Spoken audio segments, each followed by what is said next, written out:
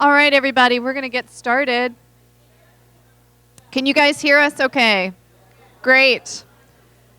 Okay, well, my name is Jeannie Dumont. I have the pleasure of being on stage with four absolutely amazing women. I was very, very excited to get them recruited and up here to do this Pitch Perfect panel. So a couple things. One, we all know we are underrepresented in this industry, both from a kind of role perspective and also from just getting a share of dollars in getting games published. And so rather than focus on the gender issues that may be, in our way, we wanted to instead share some best practices and get these four women who are experts in the industry from a creative perspective, from a business development perspective, and from a publishing perspective, and kind of share those do's and don'ts and everything in between to help you get your ideas out there and get those games pitching. And it is pitching season, by the way, so take notes. Encourage you to do that. And afterwards, if you have ideas and you want to talk, we've got quite a few people who are open to doing that.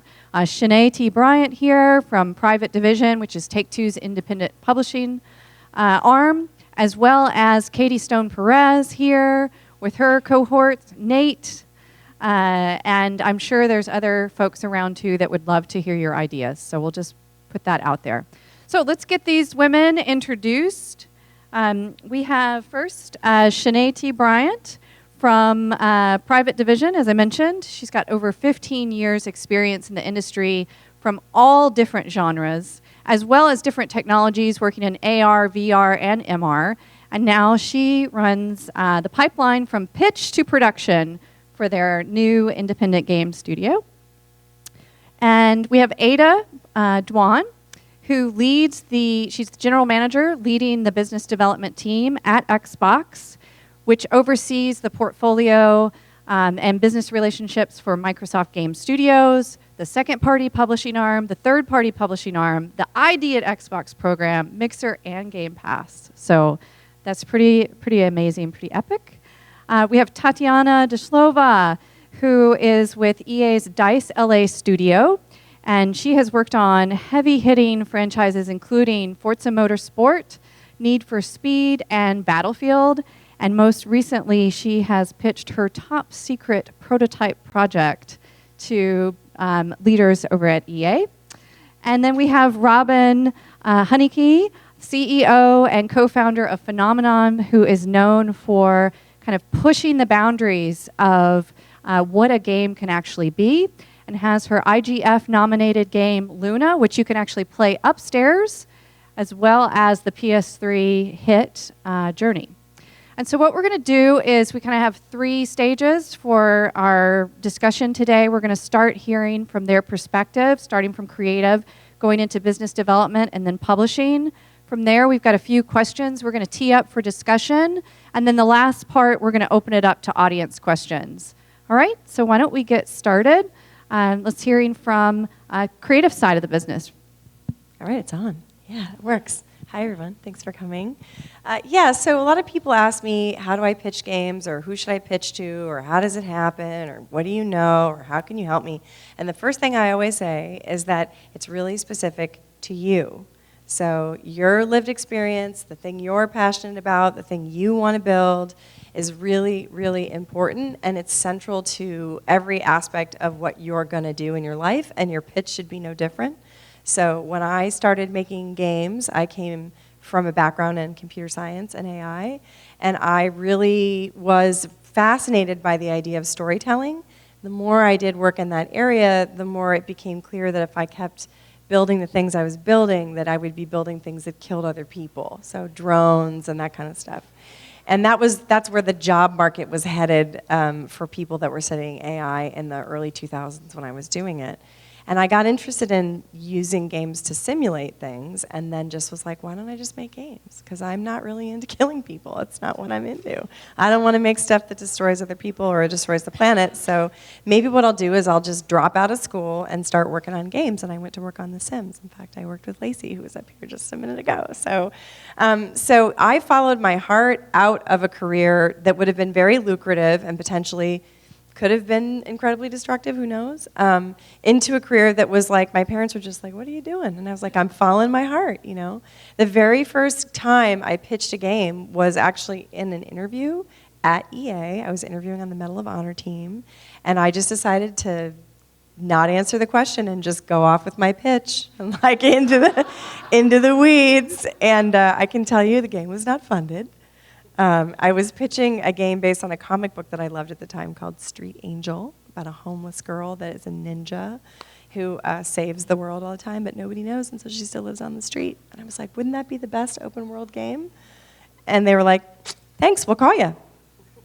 So I can tell you that there are appropriate times to pitch and inappropriate times to pitch. You can follow your dreams, but you also have to follow the rules. And so one of the rules that I try to adhere to after that lesson is if someone's not asking me, I don't force it on them. You know, I make it clear that I make video games and that I'm always looking for funding and that I have ideas. But I don't say, you know, can I tell you right now? Like, especially not in a context where people are kind of relaxing and chilling out. You have to wait for the request, but you have to offer the opportunity. Does that make sense? And it's a common courtesy. It's kind of like dating, you know? If you like someone, you should go up to them and sort of make yourself available, and then you should let them make themselves available. It should be, you know, consensual. And so I really think a lot of people get stuck on that first part. It's just like, I'm so desperate to tell you about my idea. You get stuck. And I think from the creative perspective, the thing to really focus on is what you're bringing to the table as the person you are and why this is so important to you, because that's where you're going to find the person that wants to work with you and help you get your thing made. Lots of people can give you money, but taking money from somebody who doesn't really care about what you're doing can be a really painful experience. And so I always say it's not networking, it's not pitching, it's finding your next partner, and really try to see it as it's a creative partnership. It is a business partnership, and you need to have those skills as well to talk through the other stuff, but it needs to be based on your values and what you're trying to build. And if you're working with someone you don't respect or someone who doesn't respect you, it's going to come back and bite you in the ass later. So there are not a lot of rules that I have, but that's pretty much it. You know, those things have done well for me throughout my life. The other thing is just in general, like as you age and you move through your lives in this industry, the people that you know will also become more senior and they'll be doing cool shit. And they'll come to you and say, hey, I'm the final signing person on this budget and I really want to work with you. You go, okay, let's work together. And it doesn't seem that way now because you're all young and broke and, you know, no one's ever made your games and stuff. But if you start with your values now and you build those relationships now, in your jobs or in your games that you're making on your own or in potential publisher partnerships, it'll give you so many dividends later. So don't think of it as like getting over on the other person or getting something that you don't deserve, so you're tricking them. That's another common one. Don't think of it that way. Think of it that you're looking for a partner because you want to make something great and change the world together. That's great. Thanks. Yeah. All right. Tatiana, how about you? Can you guys hear me? Awesome. So I am the most reluctant person in terms of pitching. I never, ever aspired to do it. I am an introvert. I have debilitating fear of public speaking. I fell into it out of necessity. And I made all of the terrible, like everything I imagined could go wrong, I've experienced in the past year. Everything from drinking soda and then burping in front of an exec to not doing that again, stick to water, to actually forgetting to drink water and literally losing my voice and having to like semi-mime through the presentation. I've pitched with my creative partner, who's the lead designer, who is even worse than I am, and he's actually bailed out of the room on me once in the middle of his creative pitch. So literally, I've experienced it all. Okay. Oh, okay. Whoa. Mic's not working. I've also, like, literally everything that could go wrong happened to me last year, and in the end of it, I am so passionate about it.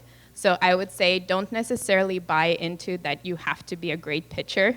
You will become a great pitcher if you do it enough, and I think I did it about 100 times.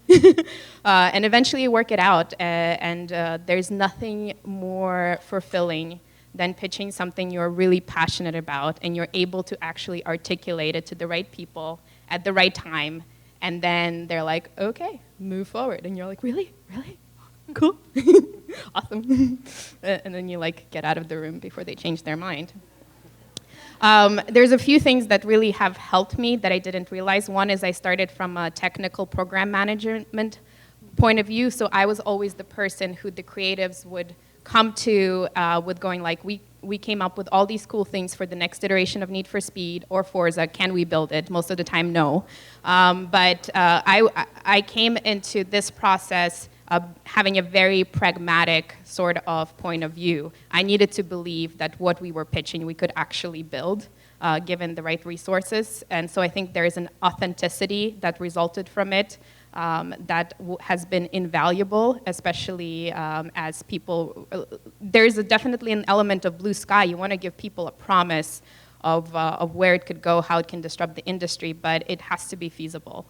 And part of that is the team that I joined, we came out of Battlefield 1. Most of the team, most of the art team went on to create more Battlefield 1 content, and we were this scrappy engineering, animation, technical design, myself who was doing everything in between. We were having a lot of fun. We didn't really have much of a mandate. We were trying to find some core elements of gameplay in software on an engine, Frostbite, that we were potentially going to ship some of these ideas in.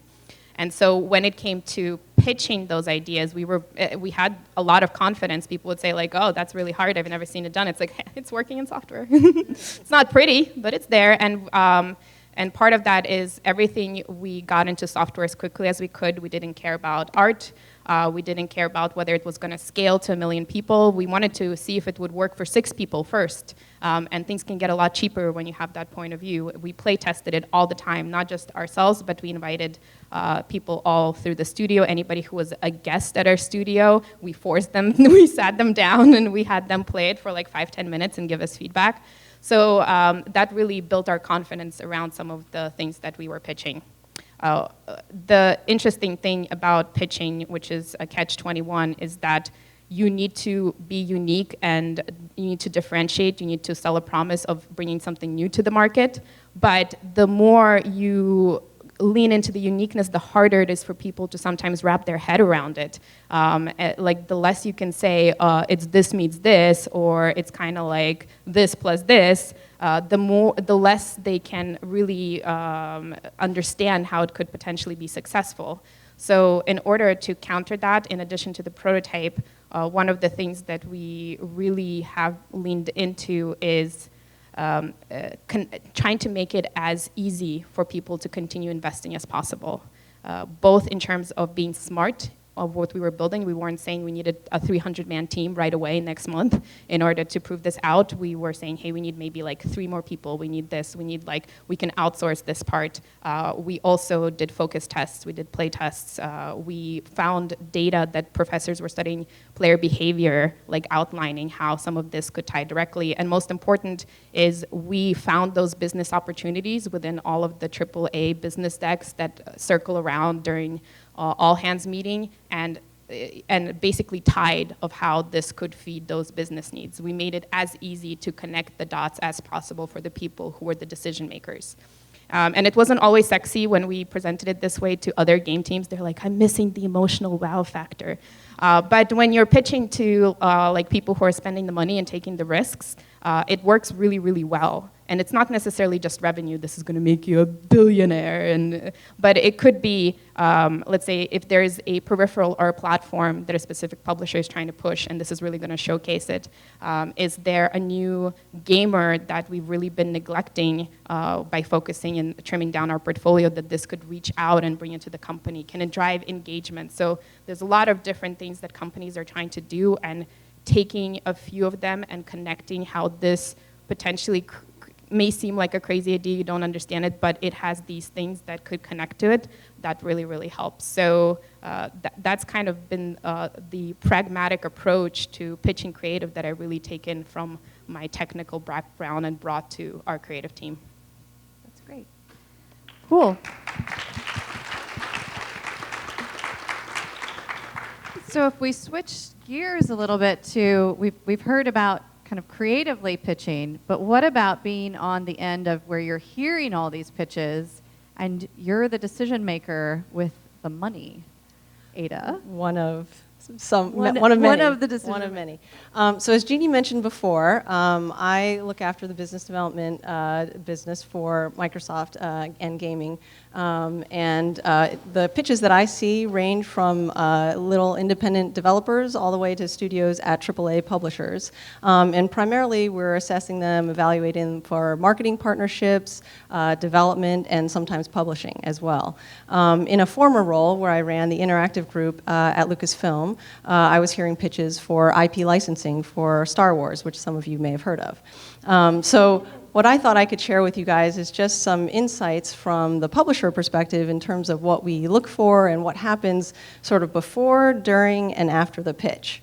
So one of the things I would say before doing the pitch is really to know who your audience is. Sounds like a very basic advice, but it's really true because sometimes knowing who you're going to walk into the room with is really important because you can have marketing and publishing people in there. It can range, may have other creative directors and art directors and business development people or even consumer products people, and they're all looking for something different. So gathering that information up front and knowing who your audience is and what they're looking for is important. So it speaks to what Tatiana was saying, is that sometimes it's really important that you pitch sort of from the heart and sort of who you are, but you also want to make sure you connect with who you're pitching to.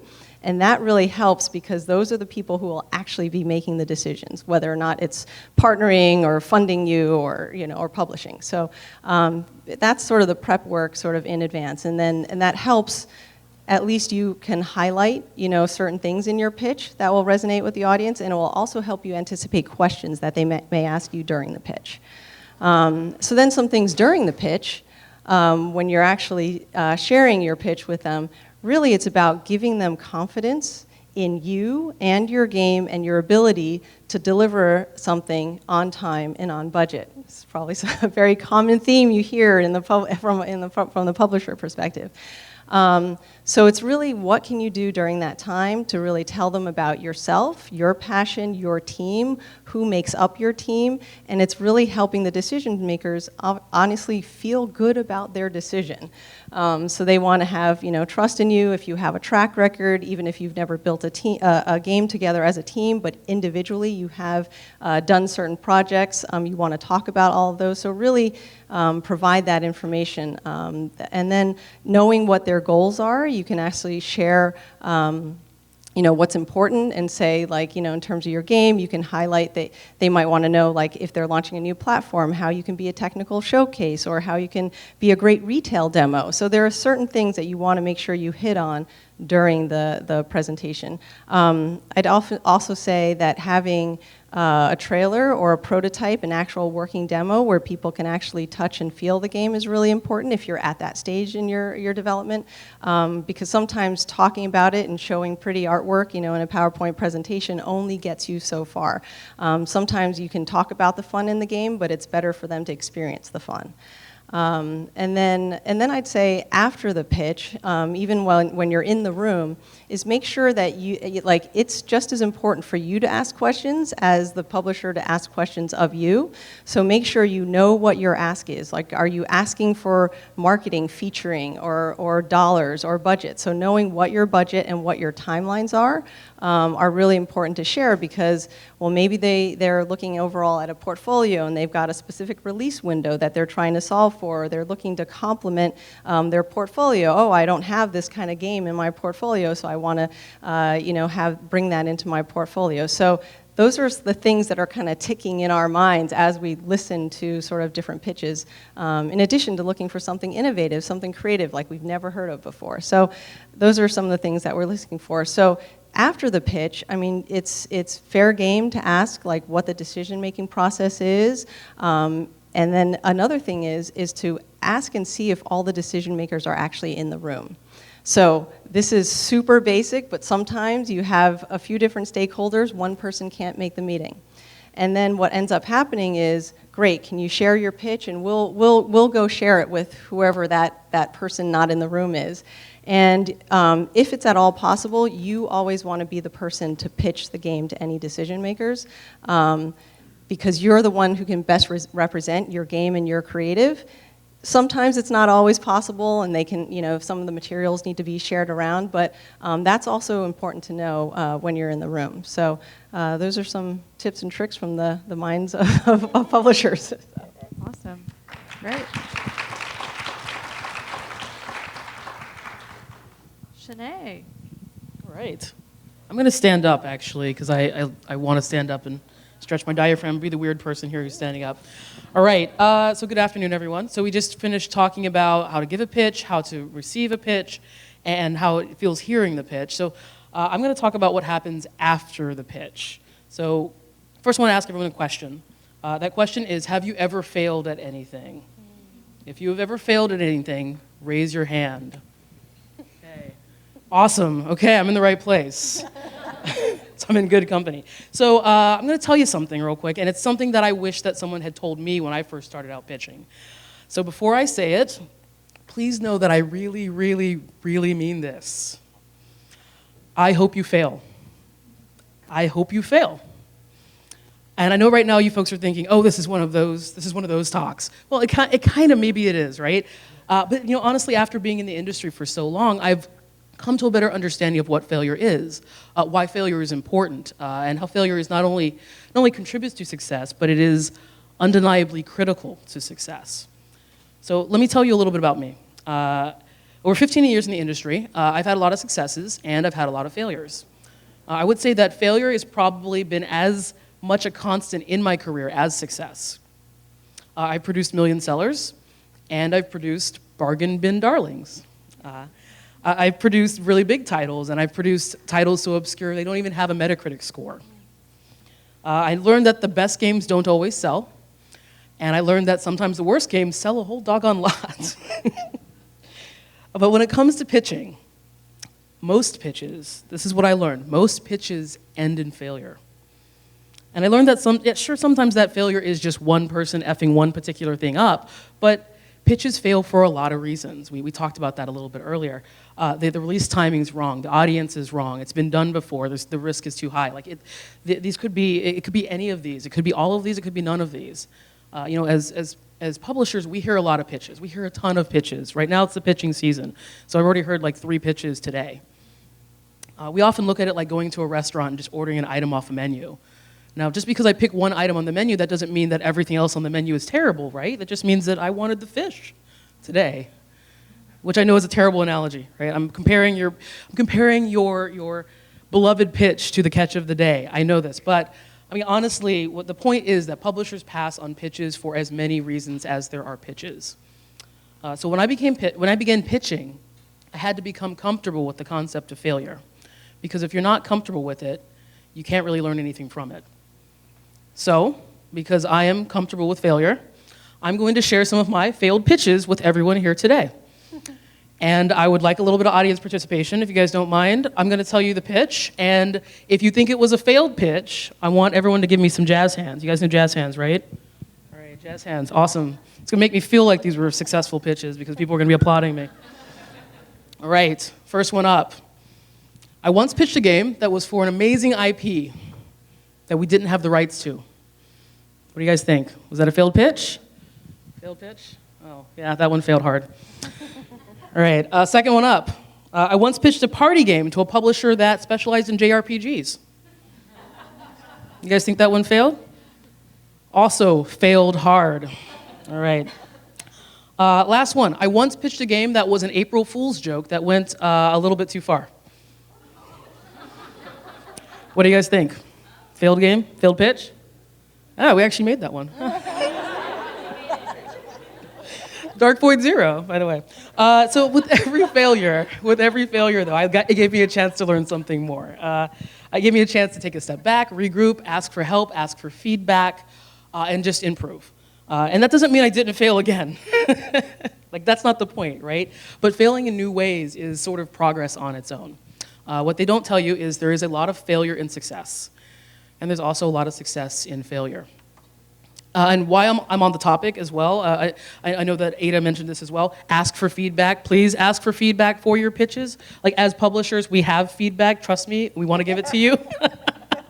But sometimes we're not very good at going beyond like a simple yay or a nay. So please ask for feedback from us. And as publishers, we should try and give feedback when we can too. It helps you guys. It helps us. It just makes the process a lot less painful. And so to close this out, I actually want to give you folks a list, because we love lists, right? So a list of 4 fun things to do when your game pitch fails. So number 1, review your notes. Feedback comes at all different times during the pitch. It comes before the pitch, it comes after the pitch, but mostly it comes during the pitch. I have had folks ask me, should I take notes during my pitch? You should absolutely take notes during your pitch. I'm amazed at how few people take notes during the pitch. Number 2, ask questions. Ada was mentioning this as well. Ask questions. If, as a publisher, I'm looking for great games, but I'm also looking for great partners. If I'm asking you questions after your pitch, it's because I'm interested in you, I'm interested in your team, I'm interested in what you guys just presented to us. If you're pitching to me and you're not asking me questions, you're missing an opportunity. Like, this is the start of a relationship that could last 2 or 3 years at a minimum. Number 3, don't debate feedback. I know. I heard some designers in the room. I know, got a little antsy here. Not all feedback is valid, but all feedback is valuable. And the time you have with a publisher is also valuable. So feedback is valuable, so receive the feedback, but then it's your choice of what to do with it, because it's your pitch. And then lastly, number 4, is there's no such thing as a perfect pitch. If you're ready to repitch your game, after it's failed, repitch your game to a publisher, that's great, that's fantastic. But make sure that you review your notes, you respond to the feedback you got the last time as well. Make sure that you're targeting it towards your audience. If your pitch has the exact same problems this time that it had last time, you can't expect a different result. So, last thing I've got here, I'll close with, you folks might have seen this little poster going around recently. It goes around on Facebook and on social media every once in a while. For those of you who can't read it, I will read it for you right here. It says, if at first you don't succeed, try 2 more times so that your failure is statistically significant. But honestly, that's what pitching is all about. Failure is actually the best and most consistent teacher you will ever have in your career, besides perhaps the ladies on the stage here. So when I say I hope you fail, it's so that I hope you succeed. Thanks.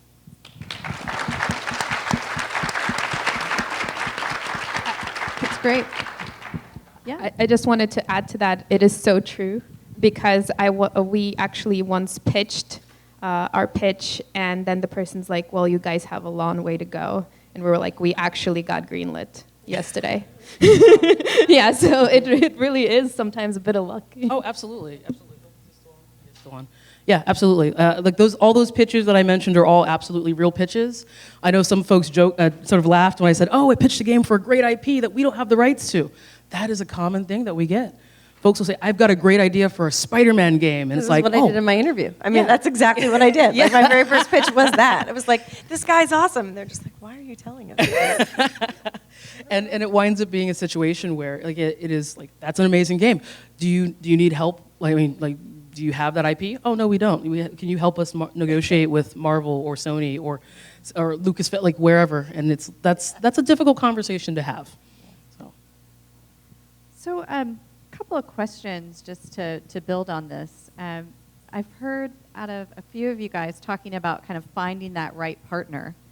So what are some of the ways that you think about it in terms of who is the right partner to pitch to? Like, do you have kind of criteria that you think about ahead of time? Or what advice would you have for those in the audience to think about that? As a small game developer, like if I'm going to pitch to Microsoft, I have to understand that everyone in line ahead of me is probably looking for much larger budgets to make a much larger impact for their bottom line than I am, and also probably way more famous or has made things that have sold a lot more. Because you're going to assume that you're somewhere in the stack, and that it's a good stack to be in, but you have to understand where you are in it, I think, and not have unrealistic expectations. So like when I have conversations with people, one of the first things I try to do is say like, all right, well, so we typically operate with budgets of say $300,000 to $3 million, but we're thinking of moving to 10 to 20 for this next title so that we can have this kind of an impact on the audience that we've already built up with these smaller titles. I let them know that I know I'm not selling games like hotcakes right now, but that Phenomena is a strong brand in a space that is growing and will be increasingly diverse. And like the reason I started building the company was to build the brand to make the $20 million game that comes out in 2020 and crushes it. And you should have half the money, you know? Like that's the pitch, is that I'm already working my way up the chain so that I can be in that position, but I know that I'm not there.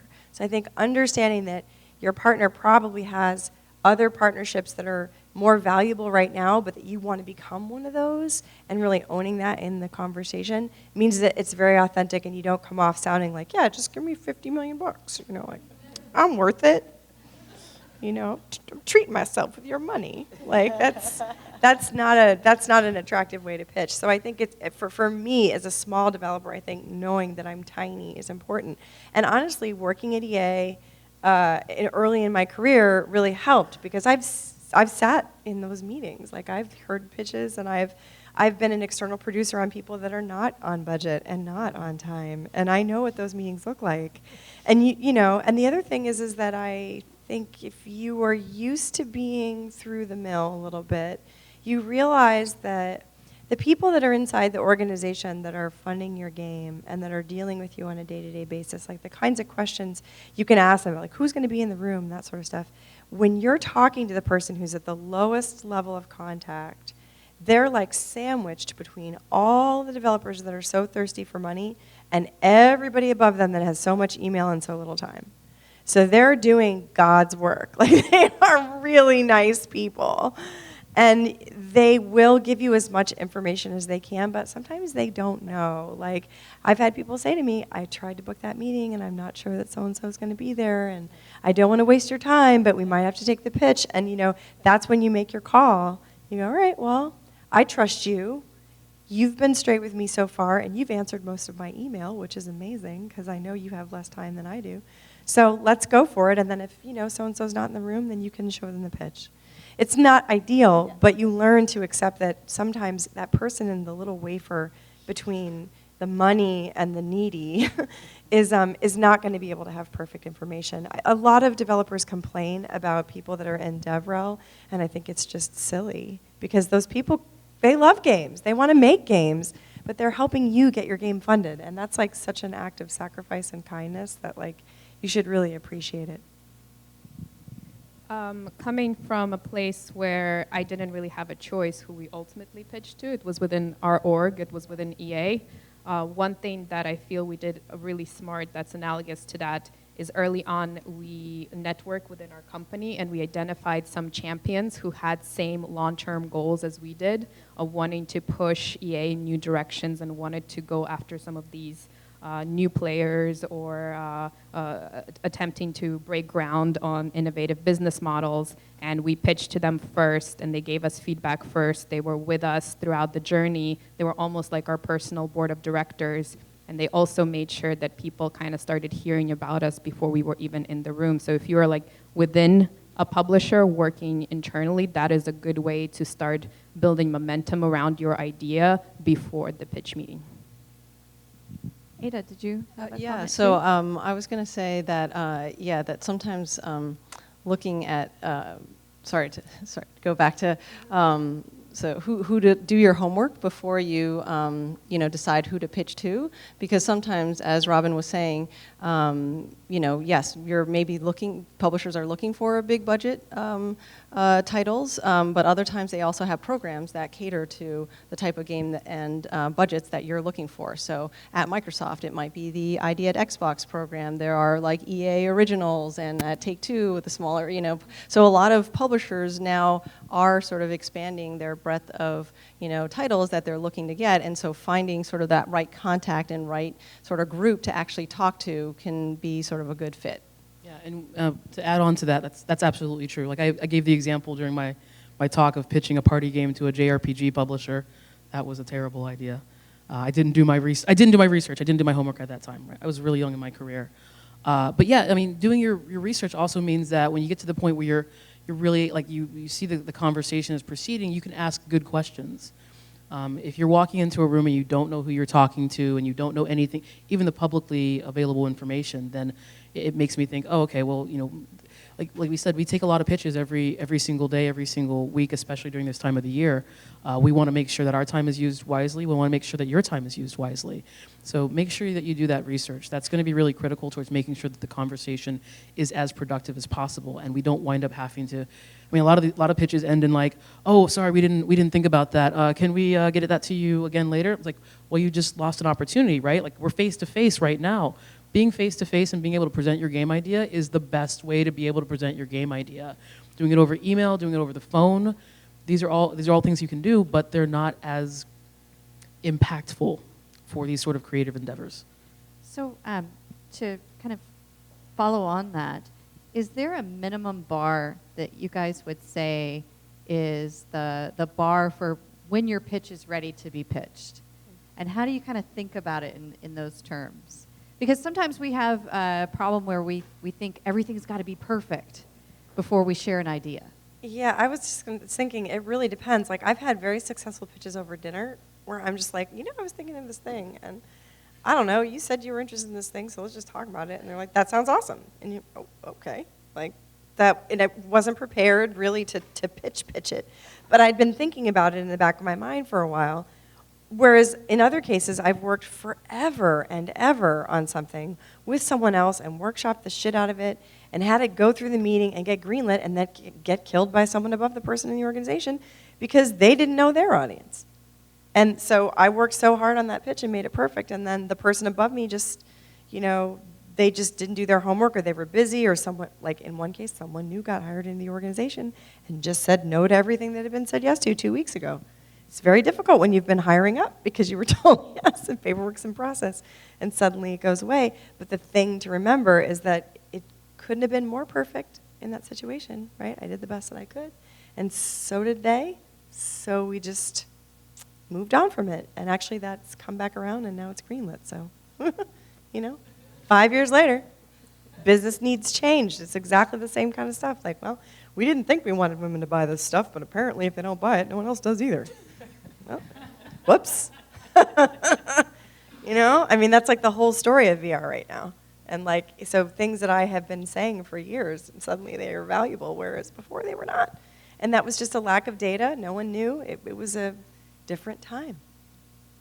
So I just wanted to elaborate on something Tatiana was saying about soft pitching, sort of like getting internal stakeholders to buy in on something. And then sometimes, like if you meet somebody from a company, like you might just say, hey, I've got an idea and here's how far along it is, or, it's really, I just have, it's in my head. And, and I think you can get some early feedback before you actually do sort of maybe a more formal or an official pitch. But really getting people to buy in, and someone was like, great, you should come in, you should come pitch that to our team. So even getting an invitation knows, and then you can help sort of get the materials prepared and whatever those expectations are. But you're right, you can be at all different stages, and a pitch can happen anytime. And what Robin was saying is sometimes it's the right time depending on who your audience is. Sometimes they just have an idea, and sometimes you've got the whole working build that you are ready for them to play. So. Yeah, also adding on to that and jumping off of something Tatiana mentioned earlier, you mentioned that when you first were doing pitches, you did 1,000 pitches. I don't know if that was an accurate number, but a large number of pitches, right? And there was some success and there was some failure, and a lot of the failure helped teach you what to look out for, what success could look like. I think a lot of times, especially as people from underrepresented groups, as women, as people of color, of folks from from any underrepresented group and marginalized group within this industry, we sort of talk ourselves out of it a lot. I can tell you that. In general, I'm going to throw a random number out here, but it's probably accurate. I'd say 97% of pitches we get are from white men. We don't get women pitching to us. We don't get people of color pitching to us. And that is not that's a problem that we need to understand and we need to solve. right? And I look at it as not, like, I don't like talking about things like confidence gap or anything like that because I don't subscribe to that or anything. But we've been having some good conversations about like why that is. We talk ourselves out of pitching a lot of times because we think that it has to be a perfect pitch. We think that it has to be this watertight thing that no one can ever question the very first time we do it because we don't ever consider that failure is even part of the process. I mean, I've been to, it was really interesting to hear Robin's description of like, there are lots of different ways that you pitch, right? Like the pitch over dinner, like we just had pitch over lunch a second ago, right? Like that's absolutely a type of pitch. There's the types of pitches we take at GDC that tend to be a little bit more relaxed, a little bit more time. And then there's the types of pitches we take at E3, which is like 30-minute slots for 10 hours straight. And you have 30 minutes to do your pitch. That is a very different sort of audience. It's a very different stress level. It's a very different everything for that audience, for that space.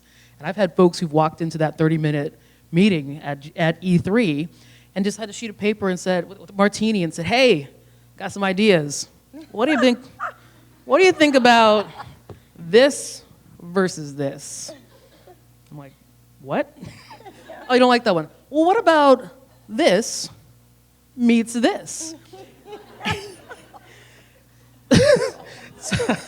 So I mentioned that to say that there is a we think the bar for pitching as marginalized folks, we think the bar for pitching is all the way up here, and that's why we often talk ourselves out of doing it, because we say I have to have answered every question, know every single thing, and before I walk into a room with anyone.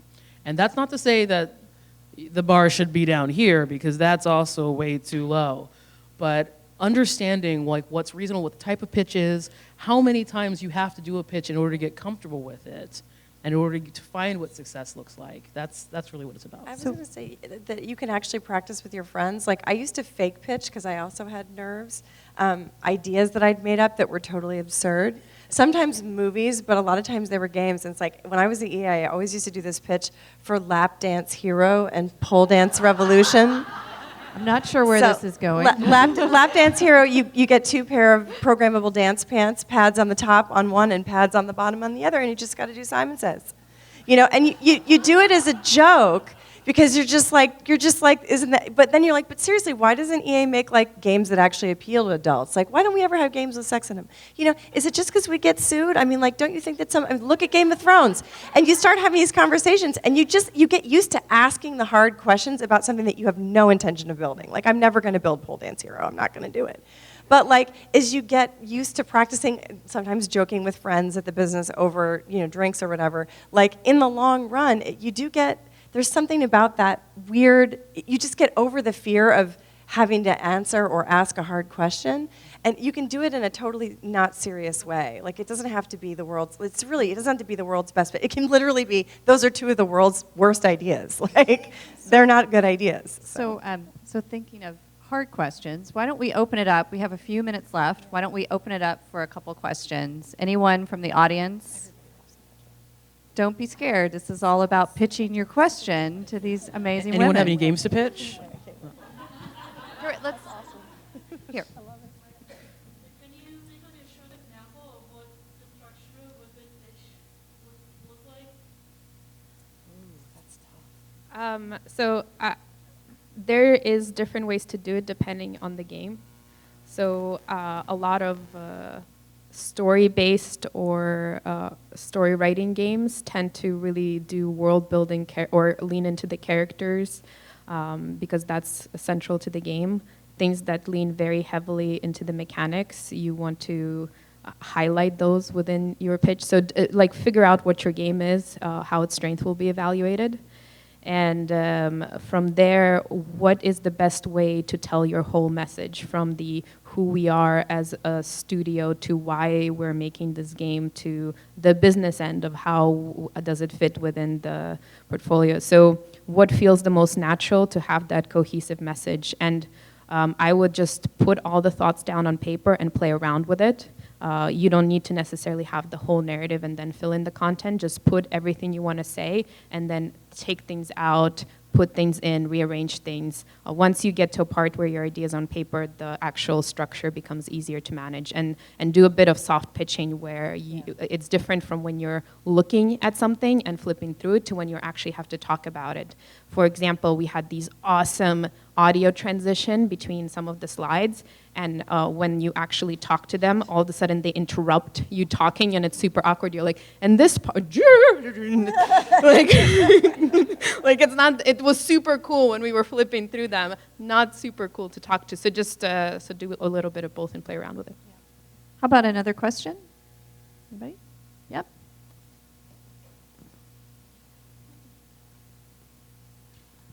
Hello, hi. When you're pitching, based on your experience, do you think it's more, are they more interested in the story versus the character versus the atmosphere? I think that also just really depends on the game, right? Like, I think it also largely. We talked a little bit about like where you're pitching, when you're pitching, who you're pitching to. The audience is really critical. I'm a senior producer. Me and my boss, executive producer, we've been involved in the creative side of things, and we're currently producers. We're highly interested in the production side. One of the most common things that people don't do when they do their pitches is they get you interested. They have this hook. You're like, oh man, this is awesome, cool. How much does it cost? Oh, we really haven't thought about that yet. Like, we don't. Do you have a team? Well, we were looking. We're thinking about that, and I'm like. 6 months later. Yeah, 6 months later, right? So it's like, when you're pitching, like there's a whole process for it, right? When we take in pitches, we usually ask ourselves two questions. Like when we hear a pitch, should this game be made? Is this team the team that can make this game? If the answer to both those questions is not yes, then we're kind of done at that point. So like to go back and to answer your question just a little bit, I think they both kind of overlap. The creative side of it, absolutely know who your audience is for it. We get pitches oftentimes where someone is really excited about the underlying stats back end, and they want to talk to you about that for 15 minutes, and that's super interesting. It's usually not the right place. It's not the best way to use your time at that point. But then also making sure that you do have that production side to it, even if it's just a high-level thing of like, hey, here's how long we think it's going to take. We obviously know that this is a process. Game development, it's an art and a science. So. Yeah, I end every pitch with a head count plan with a rough person per month estimate for everybody. So like, let's just say it's $20K per person per month because you live in San Francisco and rent is expensive, and you're recruiting against people that are getting recruited into jobs where they're paid $500,000 a year to mostly ride bikes and eat ice cream. Like, you have to be competitive, right? So you say, okay, this is going to be 20 people on this game. It's going to be 2 years long. They're going to cost $500,000 a person. So this is how many millions of dollars a game is going to cost. Then we're going to put in $3 million in marketing on our side. We're going to put in this kind of staff to make sure that people don't quit in the middle of the project. We're going to do this, and that raises the budget to $17 million. And you can take 5 off or add 5 to it, and then you can extend the schedule this way or that way. So I maybe run 2 or 3 different tabs with different budgets, a high, low, and a kind of like what I'd actually like. And then I say, if you really think this should be made, then let's work on the numbers that make sense for you based on what you think the market size will be. And I always ask them, how will you help me make this game more successful? Why should I make it with you? Because you might think like, well, any opportunity is a good opportunity, but it's kind of like any date's not a great date. You could be at home watching Game of Thrones by yourself, having the ice cream, instead of being bored, by someone who just doesn't shut up. So like, not every opportunity is an opportunity. Sometimes an opportunity is a waste of your time. And I think that when I said it's about you and your goals, it's like you got to value your time and know that you're worth it. And if somebody doesn't want to work with you because of some small dumb thing you said in a meeting or some silly thing on the pitch, then they're probably not going to be a good partner. Yeah, you probably don't want to work with them. Yeah, either. they would just be nitpicking you. So. And consider what is the strongest part that you have developed. If it's a story game and you guys are great at character, really lean into that. You're going to shine where you're strongest, even if not everything is in place.